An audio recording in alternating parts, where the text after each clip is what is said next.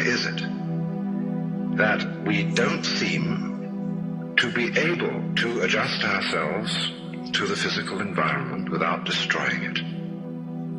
Why is it that in a way this culture represents in a unique fashion the law of diminishing returns, that our success is a failure, that we are building up, in other words, an enormous technological civilization which seems to promise the fulfillment of every wish almost at the touch of a button. And yet, as in so many fairy tales, when the wishes finally materialize, they're like fairy gold. They're not really material at all.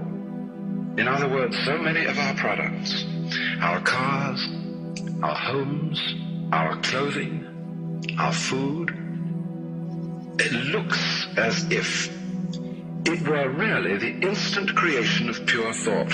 That is to say, it is thoroughly insubstantial, lacking in what the connoisseur of wine calls body. And in so many other ways, the riches that we produce are ephemeral. And as a result of that, we're frustrated. We're terribly frustrated. We feel that the only thing is to go on getting more and more.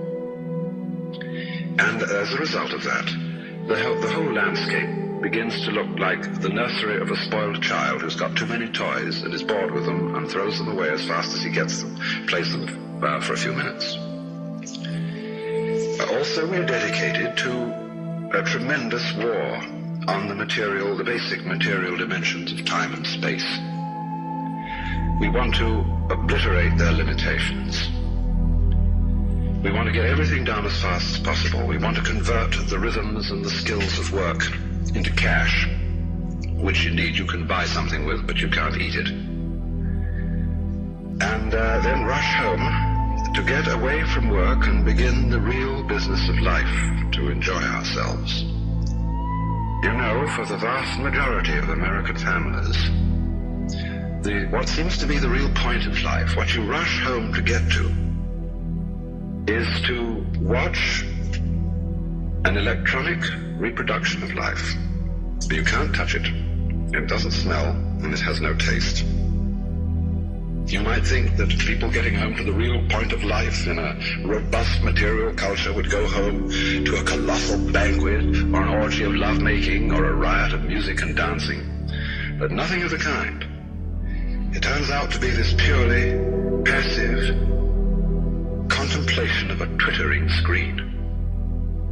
You see mile after mile of darkened houses with that little electronic screen flickering in the room. Everybody isolated, watching this thing, and thus in no real communion with each other at all.